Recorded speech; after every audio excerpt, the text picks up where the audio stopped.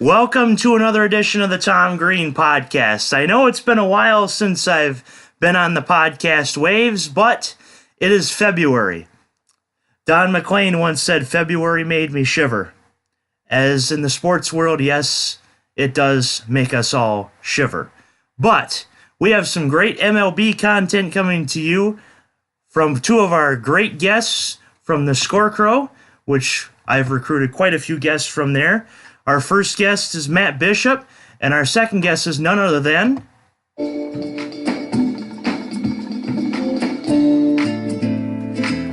the most interesting man in the world. He drinks Dos Equis, just like the most interesting man. He didn't cut his hair for over a few months and got the beard that you see in his profile picture. He is Johnnie Black. Welcome to the show, guys. What's going on? Hey, Tom. Oh, yes. Great to have you guys on the show. And, of course, it's February. We're shivering. We're dying for some baseball. So I got to bring a commercial from John, one of my favorites, and Johnny knows who this is as soon as he hears it. Lots of teams throughout this land, but I'm proud to be a Cubby fan. Believe me, 84 was just the start. We're going to bring a cannon to this park. Hey, I'm a Cub fan. And I'm a Bud man. Holy cow. We'll win the series before we're through. Cub fans is Bud. Believe me, I could probably go for a Budweiser right now. Yeah, you can leave it outside, too, because it's cold enough out. Definitely in this February shiver, which our friends at all of our teams are now basking in warm sunshine in either Florida or Arizona. Unless you're in Tucson. There was some snow there last week.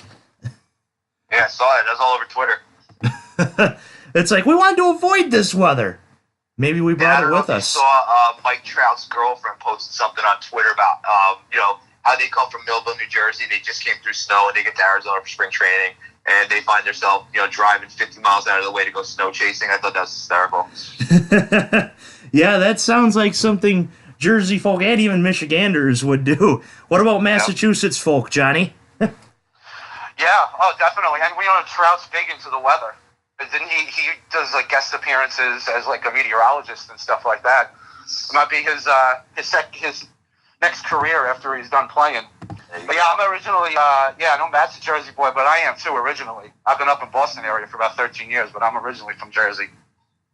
As I told these guys before the show, when you come from Boston, you don't know if they're talking about their khakis or khakis.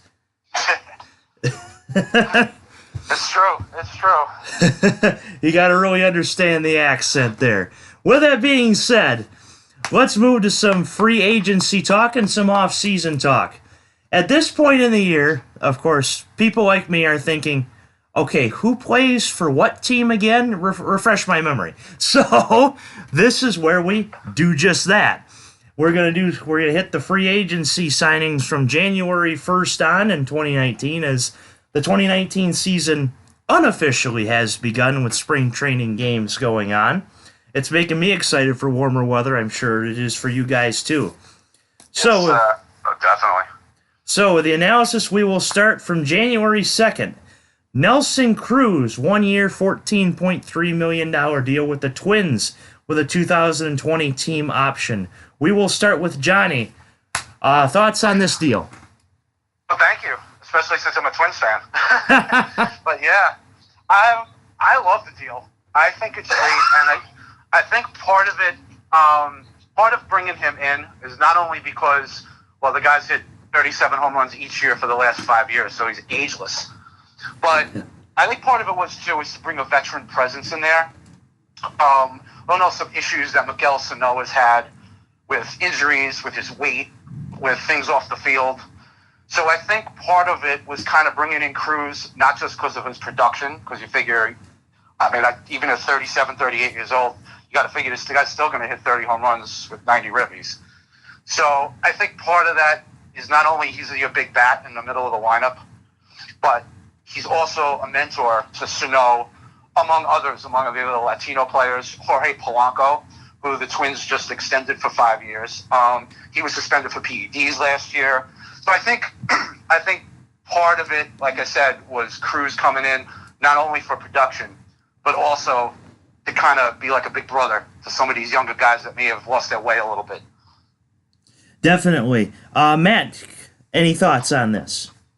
No, I mean, this guy's model. He's a model of health as well. I mean, past 5 seasons, 590-plus plate appearances every season, 5 years in a row. Like Johnny said, 37-plus bombs 5 seasons in a row. Going to slide in right DH position. Again, he's a huge veteran presence in this clubhouse for kind of a rebuilding team. So I think that the Twins, they're definitely going to turn some heads this season. I think they're definitely in that sleeper category and can definitely surprise a lot of people. So. Yeah, and I have to agree with Johnny on my thoughts on Nelson Cruz. As I thought bringing in Cruz was going to be a big bat, as obviously over 530 plate appearances every season with 37 home runs.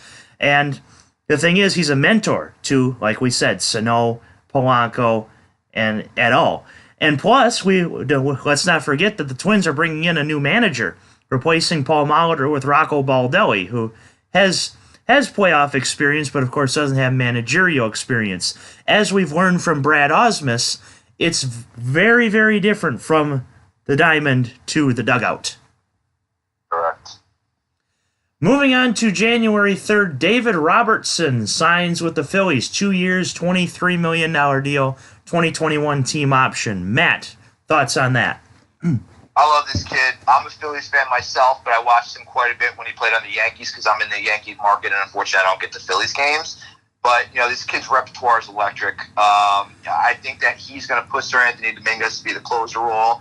I think they've already kind of put it out there that they're not really going to go with a set closer. It's going to be closer, but by committee, it's going to be the particular situation. But, I mean, this kid, 11.7 K per 9 last season, 3.3 walks per 9, which is decent and acceptable. But, I mean, this kid definitely has, he has an elite repertoire. He has, uncanny stuff. And I think that this is a pretty good signing, especially for the Phillies, who they really haven't been able to put kind of a dagger in that bullpen and really kind of figured out their closer situation. They went with Hector Neris a couple years ago. He really didn't thrive in that position. Sir Anthony Dominguez kind of came out of the gate hot, but he kind of faltered a little bit. So, these guys haven't really been able to decipher that, that ninth inning guy. And I think that he's a good step forward in that equation and helping this team close that game in 2019. Definitely. Johnny? Yeah, I agree. It was a great signing for them. I mean, and we talked about Nelson Cruz being a model of consistency. Well, David Robertson, 9 years in a row, has thrown over 60 innings and made over 60 appearances. So the guy is, you can throw him out there every day, every other day. He's going to be fine. He doesn't get hurt. He's still got great stuff. He throws, it seems like his slider's like a wiffle ball. It's funny looking when he drops down and throws it. But he gets strikeouts. He's got a 12 strikeout per 9 for his career. I mean, yeah, he tends to lose his command and control a little bit, but it doesn't seem to kill him. I mean, his ERA stays good. And like I said, he can go out there every day, and he gives, just as Cruz gives a veteran presence to the Twins, I think Robertson brings that veteran presence and that, everyday work-hard mentality to guys like Neris, Sir Anthony Dominguez, and the rest of that bullpen. So I think it was a good signing both ways, not just production-wise, but also, again, the veteran presence and the consistency that he brings every time. Yes, Robertson definitely brings a veteran presence to that clubhouse, as the Phillies also have a young manager in Gabe Kapler. And the thing is, if it weren't for Aroldis Chapman and the Yankees, you could say that Robertson could become the next John Wetteland, and I say that in a good way. We obviously have heard about the bad things that Wetteland has done a couple of months ago. But as if we're talking on the diamond, Robertson has been very locked down. I especially saw this on the south side of Chicago as well as New York. I mean, it says here in the off-season article I'm looking at, Robertson has been above average bullpen arm for going on a full decade now, throwing between 60 and 70 good innings every year since 2010. And we've really talked about that Robertson is a good veteran presence in the clubhouse. So definitely a good addition to Phillies bullpen. Moving to another bullpen acquisition to a team that I already mentioned. Kelvin Herrera to the White Sox, 2 years, $18 million with a 2021 team option. Johnny, thoughts on that? Yeah, Herrera, he's another veteran. He's been in the league, I believe, 8 years now. I mean, it was a good signing for them. Again, brings a veteran presence. I mean, they have a couple young guys. They're a rebuilding team, but no matter how many young guys you have, sometimes you have to do that type of thing and sprinkle in the guys with the experience. And Herrera's definitely got the experience. He was a setup man. He was a 6th, 7th inning guy in the beginning with the Royals when they had Greg Holland and Wade Davis back when they were going to the World Series 2 years in a row. Yeah, Johnny, you don't have to remind me about that. HDH destroying Detroit's chances. But I mean, he was lights out for a few years in Kansas City, and he took a little step back. So Kansas City, obviously, him coming into free agency, and they're rebuilding. They needed pieces, so they traded him last year to Washington. But he's still only 29 years old. Just turned 29 actually New Year's Eve, and he's still got good fastball. Has good stuff. He throws about a strikeout per 9 and less than 3 walks per 9. So he keeps the ball in there, throws strikes, keeps the ball in the ballpark too. I mean, for the 9 years he's been in the league, he's only given up 40 home runs in his career, which isn't bad. Granted, he played in Kansas City with a bigger park, but it's still, that's what you want to see from your guys who you're bringing in with men on first and second, and you got a 1-run lead. You need to get the out. You don't want to start walking everybody or giving up the 3-run homer and giving up the lead. So he's pretty, again, just kind of like Robertson.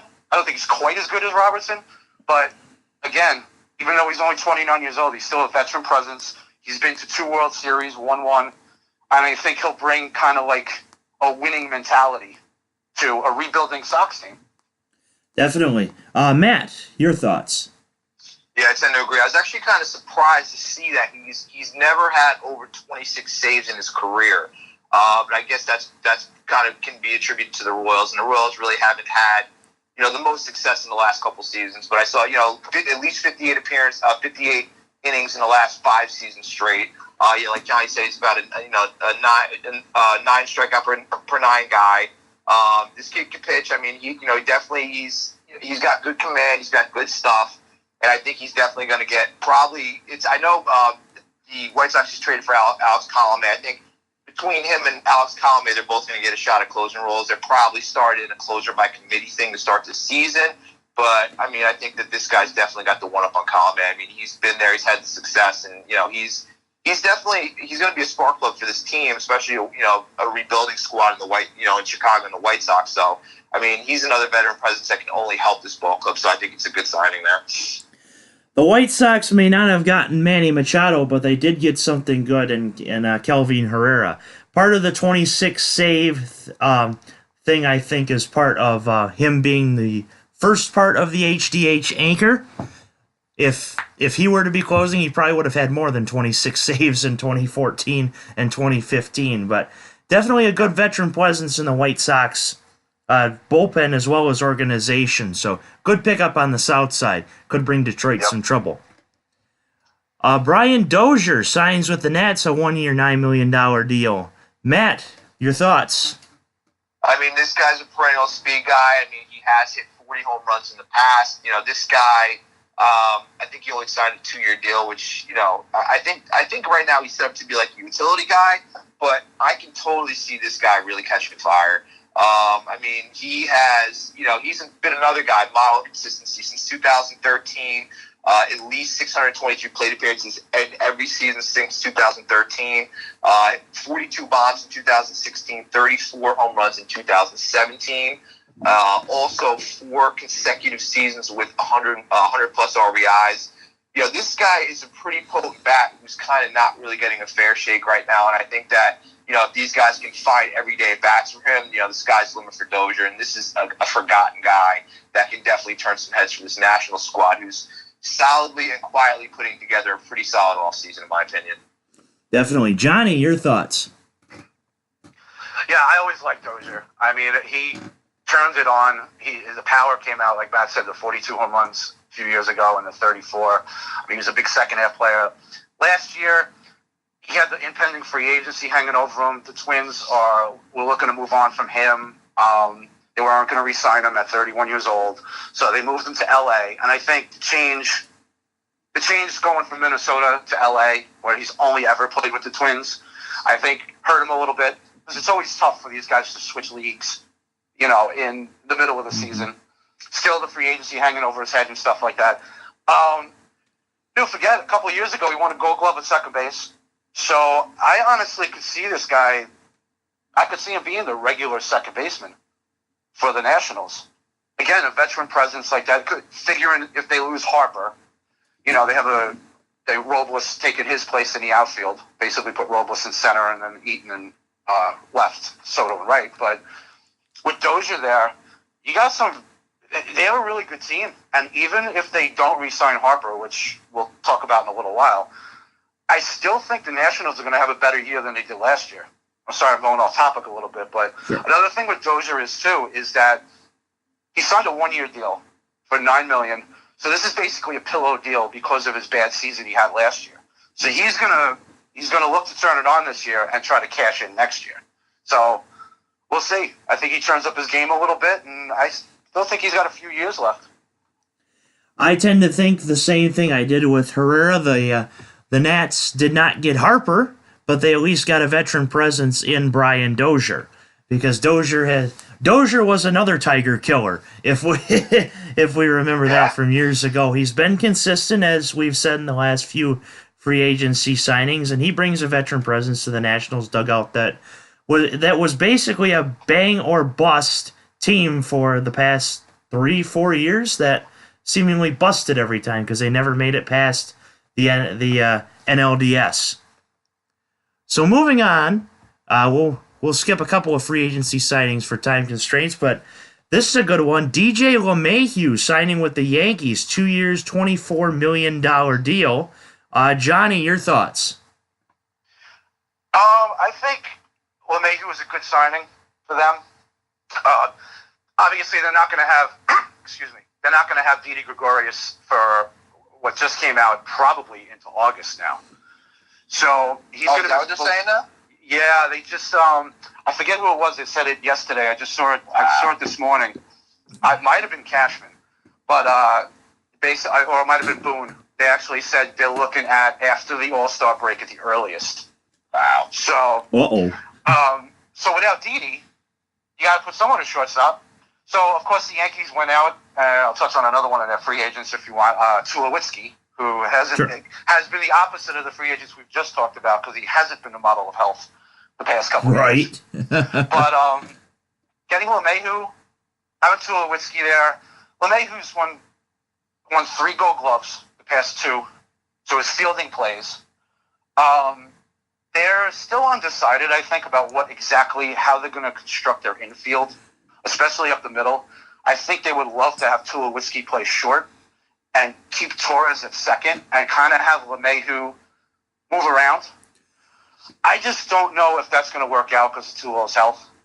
I don't think he's going to be able to last playing on a daily basis at shortstop until July, until Didi comes back.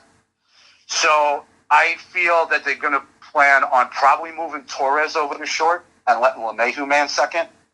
I think that's what's going to wind up happening, honestly. I think, like I said, they're going into the season optimistic about Tulo playing short, but he can't play every day anymore. He's just not, and we don't know what kind of production he's going to have. I just think it's going to wind up being LeMahieu at second. They're going to move Torres to short until Didi comes back and then play it from there. Good thoughts. Matt, your thoughts, LeMahieu? Yeah, I tend to agree with that. I think Gleyber Torres, he was originally a shortstop in the minor leagues. I think they slotted him over to second base, and they gave him a little bit of practice in the minors because, I think they were planning on using him in that spot when Didi was at short. But, LeMahieu he's a good hitter, man. This guy, he's been a pretty solid. He's definitely shown longevity in the health department, too. 5 seasons of 538 plate appearances. He's a good hitter. This guy hits, he hits for average. He's a 300 hitter. Last year was a little bit down, hit 276. But season before, 301, 348, 310. He's not going to get you a lot of home runs. Only had 15 home runs. 15 home runs is his career high. But, like Johnny said, this guy he's definitely an asset in the field there. And I could see him Tulowitzki's another pillow deal, I think. This guy he was pretty much an elite shortstop in the league. He really tailed off significantly with all these injuries, and he hasn't really been able to produce anywhere near the level. And I think that this is a pretty good deal for the Yankees too, because if he slumps, they can just sit him and they can just dump him. But if he produces more closer to the level that he once was, they got a trade chip on their hands too. But I like LeMahieu. This guy doesn't really strike out. He walks a little bit. He's an on base machine. So I think that this is another guy that I think that they're going to need to find ways to get his bat in the lineup on a daily basis. And I agree with Johnny. I think they're going to have to slap Gleyber Torres over at short. Move LeMahieu over to second. I think that's really the optimal lineup right now until Didi gets back. So I agree with him there. Yeah, the loss of Didi Gregorius is really going to hurt the Yankees for a little while, but of course, they are the Yankees, so guess what they do? They find ways to win, just like the Red Sox do. At least last year we saw that. I can bat that lineup and score runs. It's just unbelievable, that lineup. Exactly. So LeMahieu, people forget that just a couple of years ago, granted he sat the last 2 games to do it, LeMahieu won the NL batting title. Were those numbers inflated due to playing at Coors Field, or was it legit? This year, we find out just that, if that is legit or if it isn't. If it's not, as Matt had said, they dump him, perhaps, and once Didi gets back. And real quick, if I could just say something. Sure. He has a strange batted ball profile, too. Like, he's not a power guy, but he hits a lot of his balls to center field and the opposite field, really more than any other player in the league. And it's a strange situation because that porch in right field at Yankee Stadium that's a favorable side to lefties. So it's just gonna be fun to watch to see if he can hit a lot of opposite field home runs this season, because that stadium definitely plays for his batted ball profile. Yeah, definitely the short porch, yep. the off the wall single. Short porch. Moving out west, actually, as we probably all want to do that for at least a couple of days to get to stay warm. Cody Allen signs with the Angels, 1 year, $8.5 million deal. Matt, your thoughts about that? I don't really think too much about that. I think the Angels, they've kind of struggled in the closer department. I think they had Blake Parker there last season, and he just imploded. Cody Allen really had his struggles last season. Yes. I think this is a good deal. I mean, he was pretty consistent, and he was pretty solid in Cleveland for a while. I think, this is definitely on the right track. He's in a decent ballpark. I think the Indians are kind of on the downward trend as the Angels might be on an upward trend right now. So I think that this could be pretty good signing for them to maybe get some clarity in there. If he comes out strong off the bat, then it's obviously a good deal. But I mean, he could struggle like he did last year. So we'll see. Yeah, definitely hit or miss. Johnny, your thoughts? Yeah, that's the thing with Cody Allen. I mean, I think they're hoping that he gets back to what he was. I mean, he had a sub-3 ERA for Cleveland 5 years in a row, and then last year at 4.7, he just blew up. He started giving up home runs a couple years ago, and that trend has gotten worse each year. He also started walking guys. He's never been one of those guys you would consider like a lights-out closer, like a Chapman or a Kenley Jansen or a Kimbrel or someone like that. But he was pretty consistent for Cleveland, the way Tito used them and stuff like that. I just don't know if he's going to keep the job in Anaheim.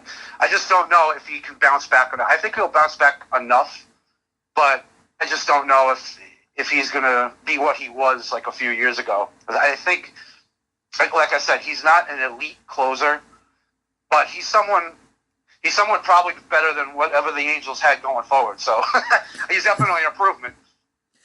Yeah, definitely. Allen is definitely hit or miss. Last year, I enjoyed that Allen was a miss because I was sort of hopeful that Detroit had some chance, but obviously that wasn't the case.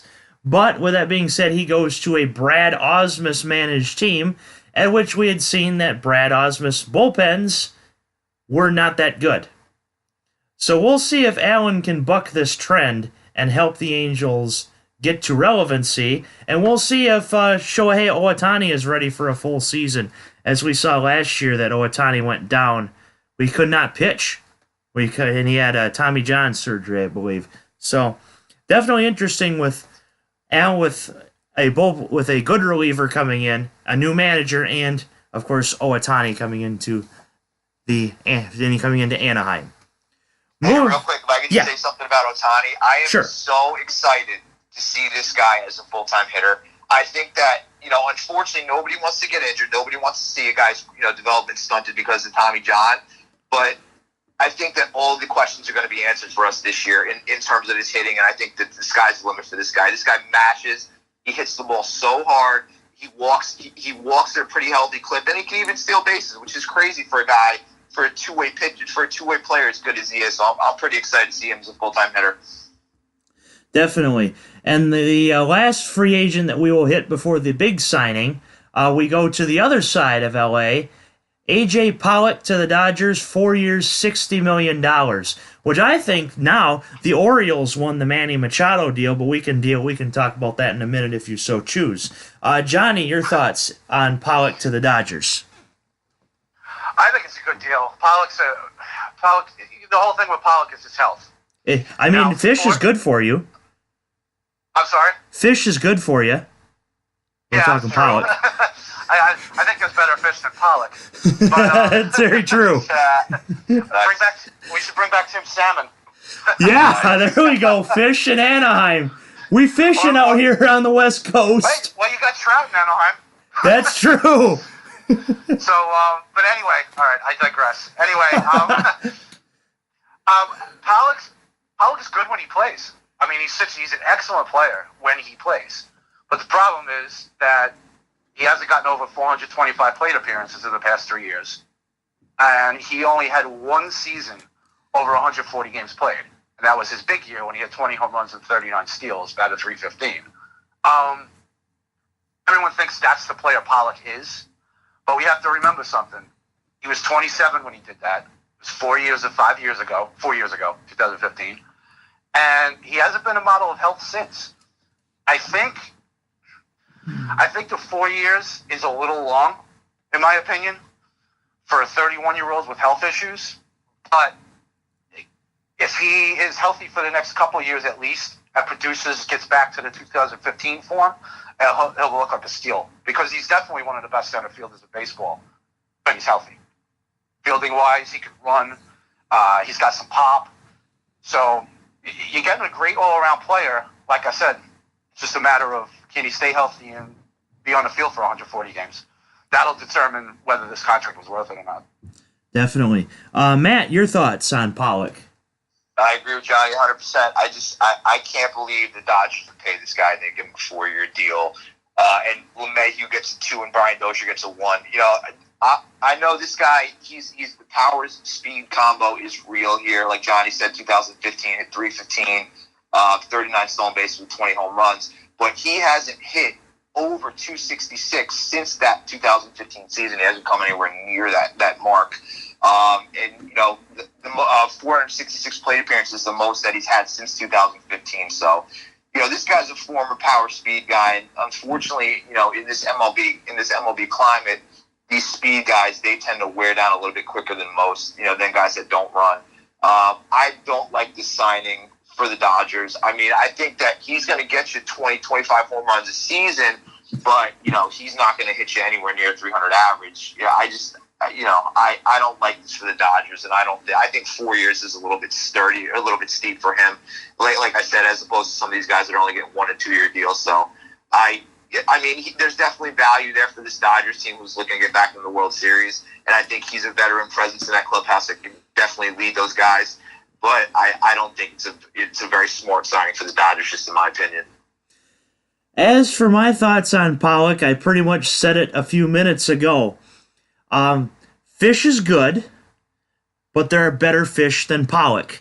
And I kind of think that way about A.J. Pollock. I mean, 4 years, $60 million, that's a long commitment for someone who's like we said, who's 31. But in 2015, he hit .315 with 367, 498, 20 homers, and 39 steals. So he's proven that he can be good. It's like the seafood buffet. If you're looking for all you can eat, you'll take Pollock. If you're looking for a nice Friday night dinner, you're looking for perch, at least in my opinion. So, is this the greatest signing that the Dodgers have had? Not really, but it works, I guess. And if they can get back to the World Series, then I guess it really showed that it really did work. So, Pollock, I think, meh. Kind of, like I said, kind of like the actual fish Pollock. Eh. And with that being said, now to the big signing. Not Manny Ramirez, even though that would be something else in this if at this age he were to come back in the MLB, but Manny Machado. Before we actually hit the signing, do we officially think that the Orioles won the Manny Machado deal? Johnny. The Orioles won the Manny Machado deal? Yeah, I mean 5 top 100 prospects for 3 months of Machado and no ring? True. I think it's a little early to tell. Okay. I mean, Machado wasn't horrible for the Dodgers last year. I mean, they didn't exactly get what they were paying for, but he wasn't the worst thing to happen to them. 273 with 12 bombs, but I'm trying to see. I'm just looking up who they got for him, because I can't remember all the guys that they got for him. Honestly, me neither, but 5 guys in the top 100, I saw that and I'm like, gee, that's a little too much to give up for 3 months of services from Manny Machado. I mean, if it gets you a ring, great, but... Yeah, and you know what, the Dodgers have said, I mean, even before the move, they have such a deep farm system. I mean, they still have a nice farm system, even without those 5 guys. So, I mean, I think it was worth it for them because they felt that Manny was going to come in. You got to remember, they didn't have Corey Seager last year. That's true. He had Tommy John surgery. Mm-hmm. So they lost their stud shortstop. I think if Seager was healthy last year, they would have never made the steal. But, you know, obviously they wanted to fill that hole, get back to the World Series, which they did. Of course, they couldn't beat the Red Sox. But I think it's honestly, you never know with prospects. I mean, it's too early to tell if the Orioles really made out with this. I mean, they weren't going to re-sign Manny anyway, so basically whatever they got for him, I think, is a win for them, basically. Okay. The fact that they got some decent prospects, I could see it, but like I said, you never know with prospects. Unless you name, Chris Bryant, Ronald Acuna, or Vlad Guerrero, it's kind of hard to say if these guys are anything close to a sure thing. So I don't know. The jury's still out on if they won this deal or not. But I would say, yeah, Baltimore did get a decent deal. And even if one of those guys turns out, like I said, they weren't going to re-sign Manny anyway. They spent all the money on Chris Davis a couple of years ago. So yeah, we know how that turned out. yeah. Angelos doesn't spend money down there, so it was never going to happen. So. Gotcha. Matt, anything to add? I tend to agree with him. I mean, I think, the Orioles definitely made out for a rental like Manny was. I think, Yusniel Diaz, I think he's really the mainstay in that deal. I think, he could hit for days. But, I mean, like Johnny said, the Dodgers, they had to make a move because, Seager was injured. I think Seager had, hip surgery in the offseason, so they needed to do what they needed to do to get back to the World Series. And I think, the Orioles definitely made out. I think LA gave them a little bit too much leash on that trade, so I think the Orioles definitely won out in that field, But I think Manny, Manny's a game changer. Obviously, he's going to, a worse hitting park, but I think that, the Padres, they really have one of the best farm systems in baseball right now. These guys have arms for days. They got this kid, Urias coming up. I think at second base. Is that his name? But yeah, either way, these guys are going to be competitive. I don't think they're going to be competitive right off the bat, but I think these guys are going to be competitive for years to come. They got just a slew of arms in that system. I mean, they're just going to be competitive in every way possible. I'm sorry, Luis Urias, he's the 23rd prospect in baseball. He's their second baseman for the Dodgers. They expect him up this season, so they're pretty high on him. And I think they got Chris Paddock as another arm. I think he's a top 50. Prospect in baseball. So these guys are going to be good for a while. Gotcha. Yeah, in a way, I guess it is a little too early to tell as far as the actual prospects. But like I said, when I saw the actual deal, 5 top 100 prospects for 3 months of services. I mean, to me, it's like, well, this better win a World Series or this busts. And at least in my opinion, right now, it busts. If the five top 100 prospects bust, then maybe the Dodgers did win it after all. But you really don't want to root for prospects to fail. That's just awful. So, as far as I'm concerned right now, I think Baltimore won the deal, but the jury is still out on how those 5 100 prospects turn out. So, moving to the other side of that deal, Manny Machado to the San Diego Padres. Matt kind of introduced his thoughts on it. Anything to add on what you had initially told us? Myself? No, Yes. I mean, I think Manny's he's a 30 home run guy. You know, he's had 33 plus home runs in the last 4 seasons. You know, he's 690 plus plate appearances in the last 4 seasons. So he's been healthy. He's been on the field. You know, unfortunately, he's been stuck in Baltimore and Camden Yards, and he's not been as highly touted as he should be because he is one of the best players and one of the best shortstops in baseball. You know, this guy, you know, he hits for average. He chipped in 14 steals last year. You know, he's not running as much as he used to. Obviously, that happens with age, but I mean, this guy can get you 10, 15 plus stolen bases. He's going to hit you 35 home runs, and he's going to hit for a pretty high average. 297 last season. You know, so this guy, you know, he's a 5-tool contributor in my opinion, and you know, the kid is what? He's 26 years old. It just seems like he's been around forever. And I know. He's been producing since he's 20 years old, and he's just getting better and better with age. So I can actually see him just breaking out a little bit further even this season. I think, you know, he's going to have a pretty monster season in San Diego. Definitely.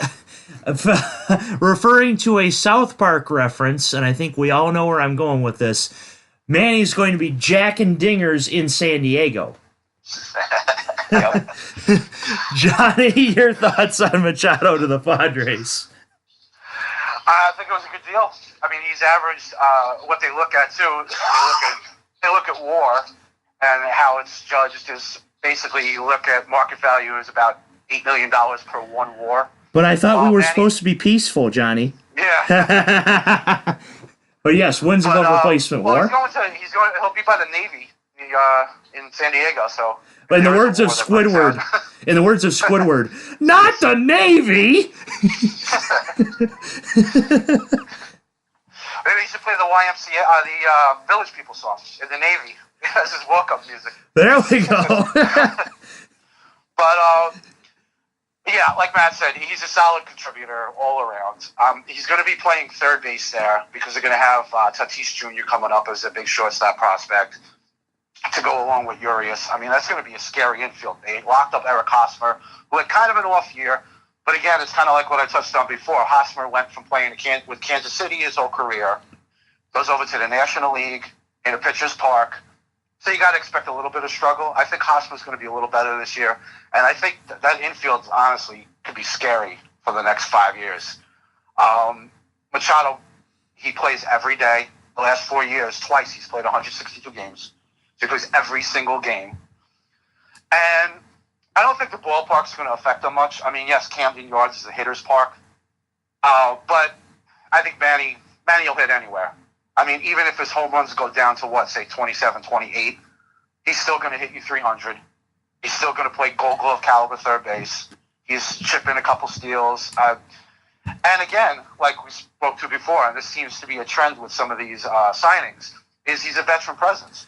Granted, he's only 26 years old, like we talked about, but he's been in the league for 7 years. He's been to a World Series last year. So when you got other guys like Tatis Jr. and Urias and guys like that coming up, when you have Hosmer and Machado there, both of whom have been to World Series before, now you have a good rebuilding core because you have the core young guys and you have guys with postseason experience who have been in the league for a while. So I think San Diego's doing it the right way. Like Matt touched on, the kid Chris Paddock. I mean, the kid looks nasty. They had the young kid Mackenzie Gore, who they drafted, I think it was last year or the year before. So they have some young arms coming up. And they have money to spend. We know they're still kind of in on the Harper thing, possibly. But even if they don't get Harper, I mean, even with the money they spent with Machado, I think I read they still only payroll is $110 million. That's even with paying Machado this year and Hosmer last year. So they still have about another $100 million before they hit that luxury tax. So, even for a rebuilding team, they have Hosmer and Machado locked up. They have young pitching coming. If they do make noise in the NL West, probably not this year, but maybe 2020, 2021, they're going to have money to spend to bring in these free agents. They'll be able to restock their farm system and be able to trade for guys at the trading deadline. So I tell you, in a couple of years, San Diego can make a nice 3-4 year run at that NL West. Wouldn't it be something else if I had Johnny and Bruce or even Matt on the show talking about the Padres being in the World Series? Now, that's not going to be happening quite yet, but now with Machado being signed and Hosmer locked up, there's some serious talk about good baseball returning to San Diego. As in San Diego, that's the only team to look forward to. I mean, you now have the San Diego Fleet in the Alliance Football League, but all they have is the Padres. So this was the talk of the town for days and continuing to now. And so Machado is going to greatly help San Diego, especially. Veteran presence, World Series experience along with Hosmer. This could really help them bring in a big piece at the trade deadline. Maybe not this year, but definitely in years to come. So Machado to San Diego is definitely good for them. I was scared that he was going to go to the White Sox. But yeah, actually, I thought the White Sox made a ton of sense for Machado because, again, like Johnny touched on with the Latino presence on that team. I mean, he would be a veteran guy for those guys. And, Eloy coming up, Abreu there. I thought that was I was shocked when the Padres signed him. I was completely shocked. Definitely. Johnny, anything to add? No, I was kind of shocked myself. I mean, I originally said, it's actually my pinned tweet on Twitter, because I wanted to throw it out there just in case I was right. Because a lot of people got it so wrong. But I had originally said Machado to the Phillies and Harper to the Dodgers. So we'll see what happens. But I didn't see San Diego coming. But like I just said before, it makes so much sense for them. With the rebuilding team, they have the money to spend. And like you said, San Diego Chargers aren't there anymore. So they're the only game in town. Why not bring in another big price free agent, bring in some fans, and then when the team starts getting good in another year or two, you'll be drawing 3 million fans at Petco. Yeah, America's finest city, San Diego, California, where it's 75 and sunny, 360 days a year. Let's not forget the 5 days where it actually might rain there. We don't know, but America's finest city, San Diego. So that's your free agency talk, and we'll move quickly to I guess some preseason predictions. We'll start with Johnny. Any prospects or anything big to watch this spring training? Well, there's a couple guys that obviously some of the bigger prospects. We all know Vlad Guerrero Jr. and Eloy Jimenez, as Matt touched on, going to the White Sox. He should be coming up. I have a couple friends in New Jersey that are big Met fans, so they're looking forward to Peter Alonso, his power hitting first baseman. The kid hits the ball a ton. And with these three guys, unfortunately, we're not going to see them till the end of April because of the service time manipulation that as long as you're not in the league for 172 days out of the 187, then it doesn't count for a full year of service time. As I was saying years ago about Chris Bryant, 10 equals 162. Yeah, that's right. And Chris Bryant, and of course, at the time, Theo Epstein threw it out there that, we need him to work on his defense at third base. He was in the minor leagues for 2 weeks. He caught 3 ground balls. Now, all of a sudden, he's Brooks Robinson? I mean, come on. They're saying the same thing about Peter Alonso, that he needs to work on defense at first base. First of all, we're talking about first base. Yep. Second of all, they're expecting him to do the same thing, go down there, catch a couple pop-ups down the right field line, and all of a sudden he's Keith Hernandez. I mean, come on. It's just it's ridiculous, and it's definitely going to change in the next CBA. But not to get off topic, but I just thought I'd throw that in there because those are the three big guys that everyone's waiting to see, actually. And another guy I'm interested to see because it's going to be a very interesting team, and I think an exciting team to watch this year is the Cincinnati Reds. Yes. The kid Nick Senzel. Arguably, aside from probably Vlad, maybe the best hitter, pure hitter. Definitely that was in the draft 2 years ago. But he came up as a third baseman, a little shortstop, a little second. Now that the Reds have moved on from Billy Hamilton, and he's over in Kansas City now, they're looking to put Nick Senzel in center field now. So that lineup is going to be scary. I mean, they just traded with the Dodgers. They got Puig, and they got Kemp. They have a couple of the young outfielders, Schebler and Jesse Winker. They still have Votto, Eugenio Suarez at 35 home runs this year. Scooter Gennett, 27 home runs last year from the second base spot. They have a scary lineup, and they play in a very small ballpark. I think you're going to see some, throwback to kind of the 1990s Colorado Rockies with that lineup. They're going to be scoring runs, and the problem with them is their pitching, so they're going to be giving up a lot of runs. So I'm interested to see what they do with Senzel, how he plays center field, and how his bat's going to play. Because I think that team's going to be interesting, Cincinnati. Mm-hmm. Matt, any prospects we're looking at for this spring training predictions? So I know Vlad Guerrero Jr. is getting a ton of hype, and with good reason. But I kind of want to just put it in perspective. So with these guys, right, when you talk about minor leaguers, you talk about scouting grades. A 50 scouting grade is average. A 60 scouting grade is above average or plus. A 70 scouting grade is well above average or plus. Vlad Jr. has an 80 hit tool. That is a plus with a 70 grade power with a 70 grade power grade, which is plus. So it sounds like we're playing 2K, Matt. Exactly. And conservatively, this guy, Vlad Guerrero Jr., he's broken every projection system. They literally have him winning, the Major League batting title his rookie season. But if you put that into perspective, an 80 grade hit tool, that conservatively, this kid's going to hit 325. With his plate discipline, this kid walks 11% of the time, and he strikes out 10% of the time. With his on base numbers, that's going to put him at conservatively at a 400 OBP and literally a 600 slash. So this kid is a perennial MVP, and he could just dominate right out of the gate. I don't think we've ever seen a prospect of this caliber since probably Mike Trout or Bryce Harper. Even better. I mean, I think he's an even better prospect. The only knock in his game is he doesn't run because he's slow. Obviously, he's a big guy, but he's an elite 4 category contributor. Realistically, this kid could hit 1,000 OPS every season going forward, even in his rookie campaign, and he could chip in 30 to 40 home runs, which is it's just unbelievable for a kid this young. So. But I think the Blue Jays they're going to be in competition. They got Bo Bichette coming up too. I don't know if we're going to see him right away. He's another guy with a huge hit tool. I think he's got a 70 grade hit tool. So these guys, I mean, they're maybe a season or two away from being competitive, but they got a lot of pieces right now in the minor leagues, and these guys could be competitive for years to come as well.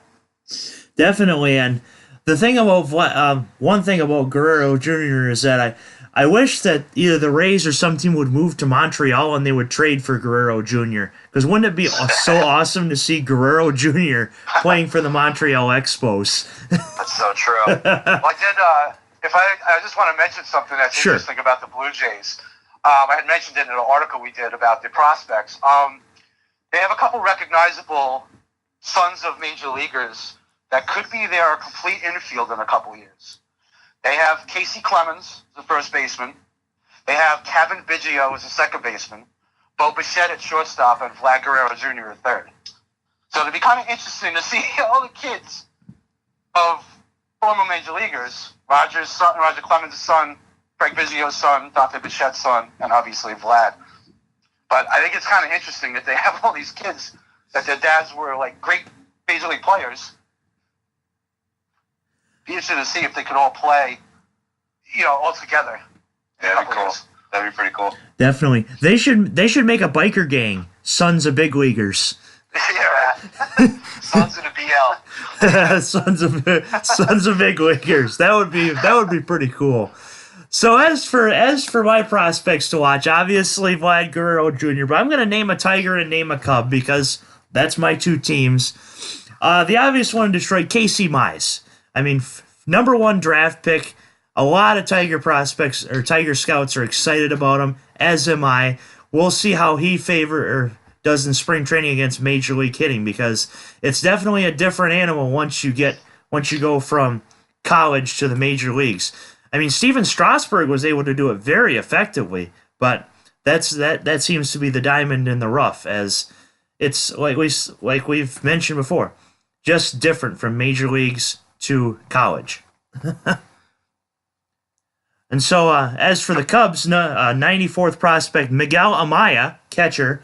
As for this guy, he's decent. I haven't seen a lot about him, but let's say perhaps they want to trade Wilson Contreras at some point. Might not be this year, could be down the road. They're preparing for a backup in Miguel Amaya.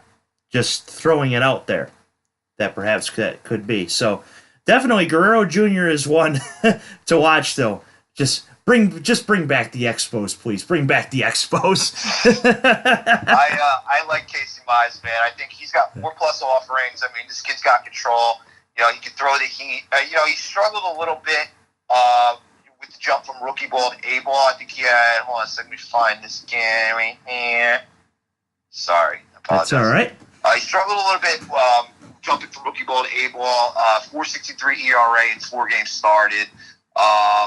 He only pitched 11 innings, but he had 10 strikeouts, so that's a little bit under a strikeout per 9. But kid throws a plus fastball, plus slider. He throws a plus splitter, and the kid can throw all 3 of his offerings for strikes. So he's got the command to back it up. I mean, there's a lot of hype around this kid. I think he's going to be. I know his fastball sits. He can get touch 98 with his fastball. So this kid's going to be good for a while. And I think Tigers fans have good reason to be hyped on this kid. I think he's projected right now to come up in 2020. But yes. He could. If he has strong outing right out of the gate, he's definitely going to push the Tigers' hand a little bit in spring training. So it's kind of like Kristen Stewart did last year in September. Yep. So, anything to add, Johnny? No, I was just actually looking up Miguel Amaya, too, that you just had mentioned. He's going to be 20 years old in another week, March 9th, actually. But he actually improved also. He played the short season in 2017, only 58 games, and didn't fare too well. But in a full season in A-ball last year, 116 games, he had a 752 OPS, 12 homers, 50 walks and 91 strikeouts. It's solid production, especially from the catcher spot, and especially as a 19-year-old. So, I mean, this year I'm assuming he's going to be, I'm sure he's going to get full season at Double-A. And as a lot of guys have said before, a lot of Major League players have said before, if you can hit in Double-A, you can basically hit in the majors. Because Triple-A, it's not really as good of a barometer, especially during the season, because you're facing guys who are coming back from injury, guys who just got to work on some things. So it's a little different. Double-A is for the prospects. These are for the guys that are up and coming. So if he does well in Double-A this year, you might see him up next year. I think he's a little too young. Like I said, he's only going to be 20 next month. But I could see the Cubs bringing him up next season. Possibly. And so our last talking point will be Bryce Harper. Johnny, where's Bryce Harper going to end up? You mentioned the Dodgers in your pinned tweet, but is that what you're sticking with?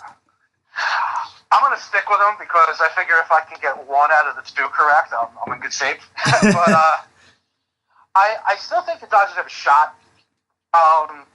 Look, they're up against the luxury tax, but they, along with the Yankees last year, got below the luxury tax to reset because it compounds year after year. The more consecutive years you go over the tax, you pay more of a percentage of what you go over. So basically, they both reset last year. Now the assumption was, obviously, that they were going to go, both those teams were going to be the heavy hitters going after Machado and Harper. Turns out that was not so much the case. But if you got Pollock for 4 years,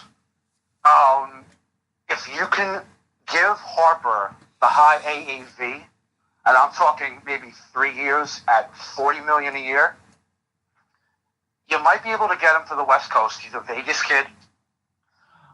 And you're bringing him in. He's also 26 years old, same age as Manny. So you're giving Harper 3 years on the West Coast to play in LA, $40 million a year, and he still goes back out on the market when he's 29. And look at the team he's going to. Team that's made it to the World Series the past 2 years. So I still see the Dodgers with a realistic shot if they're willing to bust that luxury tax for the next couple of years. Don't know if they're willing to do it.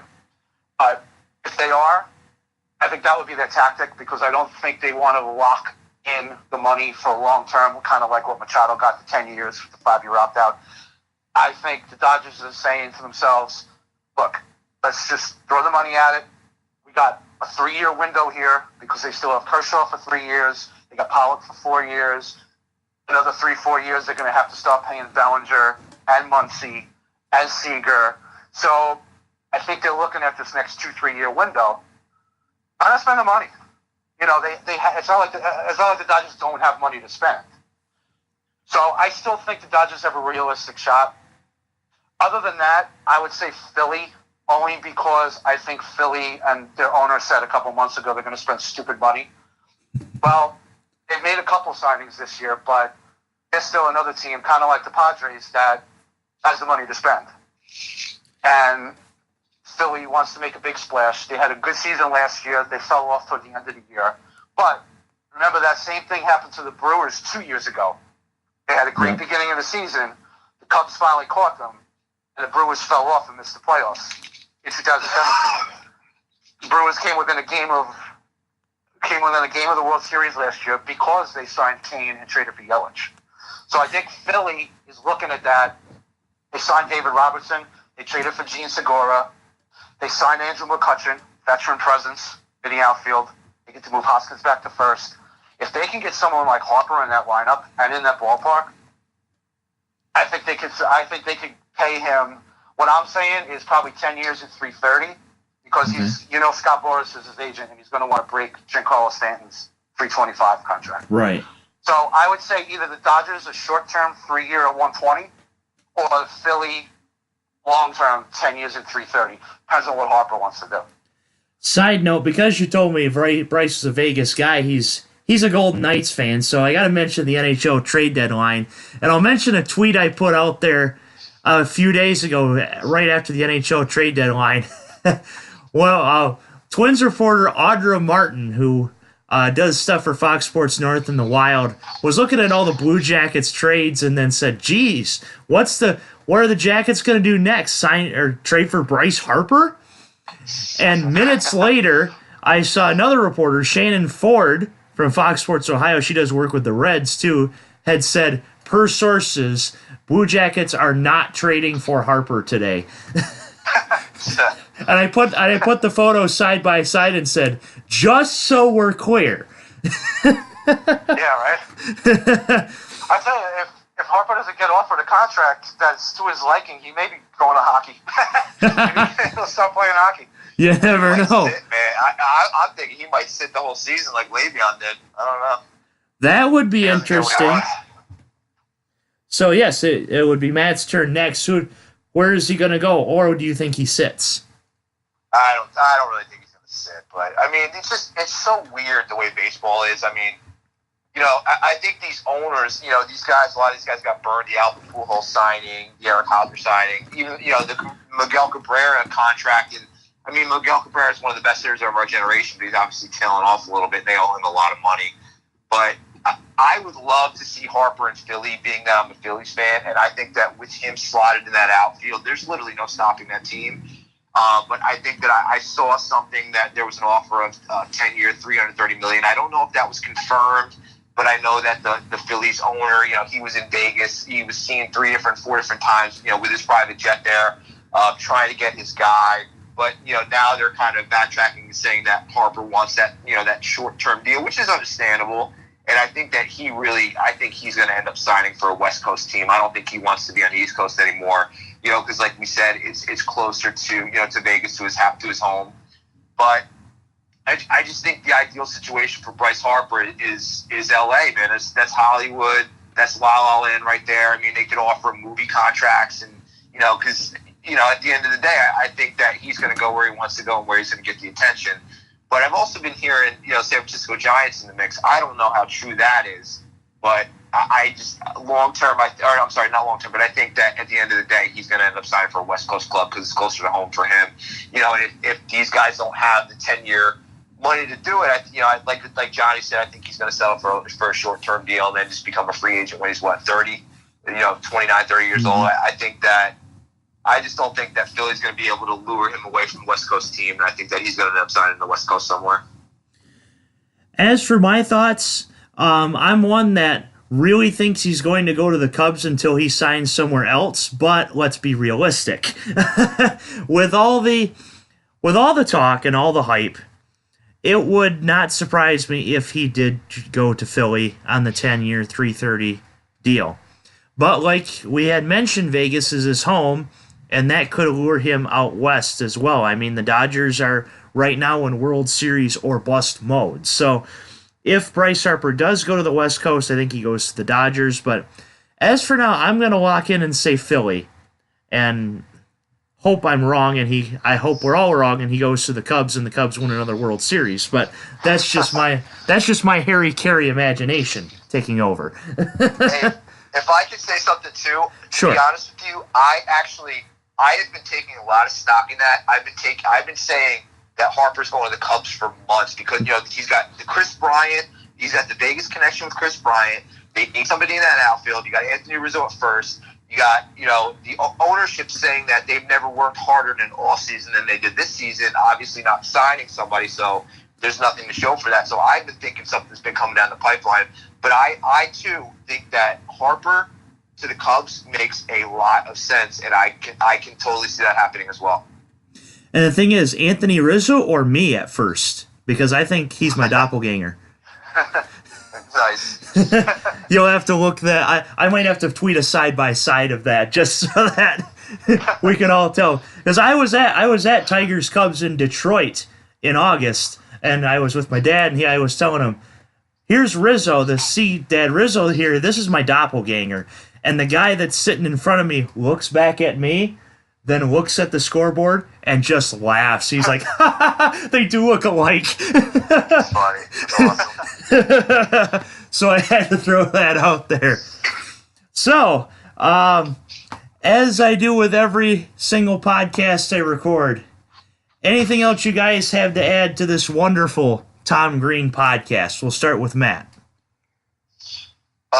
Not too much. I think that the Mets also had a pretty solid offseason. I think that these guys, Edwin Diaz, Robinson Cano from Seattle, they were able to pick them up. Signed Wilson Ramos to a deal, behind the dish.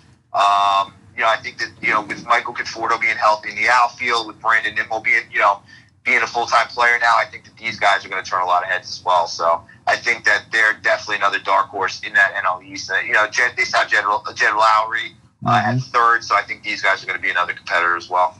Wait, the Mets did something good? I never knew. They sure did. Johnny. Finally, all that track record of negativity and badness, they finally were able to put together a pretty decent offseason. So I think they're going to be a team that's going to turn a lot of heads in the NL East this year. One of my favorite Family Guy scenes. Oh, it's not worse than being a Mets fan. Opening day, and here's the first pitch, and the season's over. Yep. So, Johnny, anything else you have to add to this wonderful Tom Green podcast? Not much. I'm gonna mention my Twins again. Sure. I like what they've done. We all know they don't spend a lot of money. They got out from under Mauer's contract because Joe Mauer retired, so there's $23 million on the books. But what they did do this offseason so far is lock up Jorge Polanco, their shortstop, for $5 million a year. They bought out his arbitration years and a year of free agency, plus with an option.